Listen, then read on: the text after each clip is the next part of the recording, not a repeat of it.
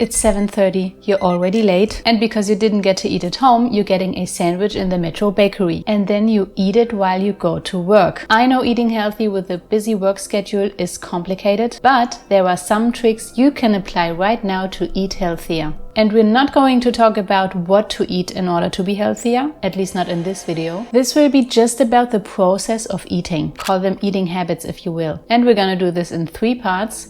No moving, no input, and concentrate on the act of eating. And in the end, I'll have a little bonus suggestion. Alright, part 1. Don't move while eating, because when you're moving, your body is kind of in an alert mode. You know, there are these 2 types of the autonomic nervous system, the parasympathetic nervous system and the sympathetic nervous system. Now, when you're moving, the sympathetic nervous system is active, and it's also called like the fight and flight mode, which basically means that your body is putting all its resources into the muscles and the heart activity and everything to keep you going. So that's trying to spare the energy from the gut. The parasympathetic nervous system is more of the rest and digest mode, which means that when this part is active, really all the energy flows into your gut. So don't ever walk while eating and avoid standing if you can. The best is just to sit at a table or on the ground or wherever you find an opportunity to sit. And there might be another advantage of eating while you sit. And I don't know if there's actually data for this, because when you're sitting, your stomach might take a form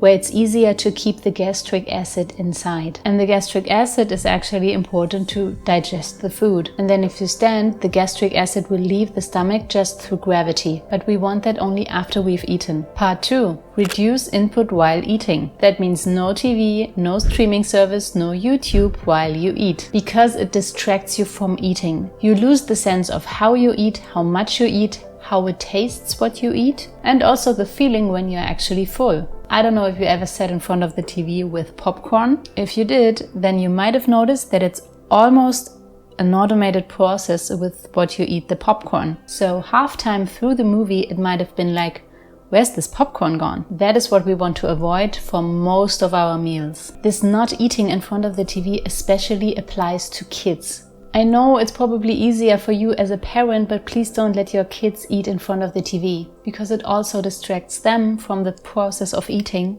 and it establishes these bad habits, if you want, very early, and it's gonna be hard to get rid of them. Now, when you are at work, please also don't eat in front of your computer, because then your head also is distracted of what you have to do next. The best is to go to a different place and sit at a table that is as empty as possible.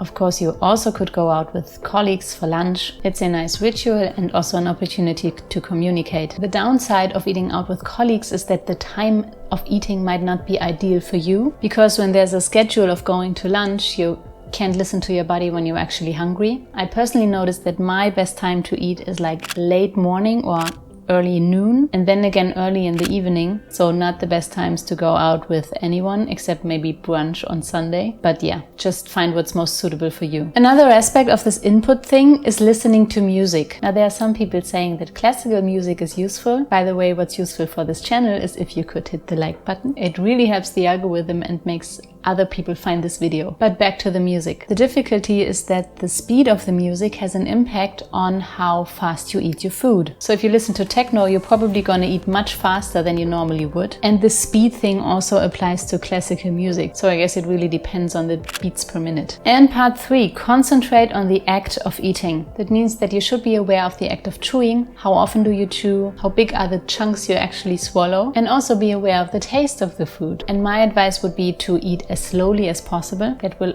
automatically lead to chewing longer, which is a good thing, because chewing is actually the first part of digestion, because a lot of the food is already digested in the mouth. And you also will eat less in a shorter period of time, which also is a good thing, because your body signalizes only after 20 minutes if you're actually full. So it might need less food than you actually think. Now, I know the slowly eating thing can be difficult, especially at work when you're under stress and have a lot to do afterwards, or also if you have people around you that eat really fast. Take that from someone who's always the last at the table. But there were 3 things you can do to practice slow eating. First is to just take small bites. The second is to practice at home on a weekend when you're alone, and you set a timer for 30 minutes and try to stretch your eating off that one plate onto 30 minutes. It's gonna feel like forever, and it's also gonna train you to eat more slowly. And the third is to swallow before you prepare the next spoon or fork. So after you put the food in your mouth, best is to put the cutlery down while chewing. And at last, my little bonus suggestion, it's a food reflection. Last year I went to a meditation retreat, a Vipassana retreat, and one of the many exercises we did there was to ask ourselves some questions before starting to eat. And those questions were, why do we eat? How fortunate we are to have this diversity of food, and what difficulties it took to bring the food in front of us. Well, why do we eat? To provide our body with the necessary energy it needs to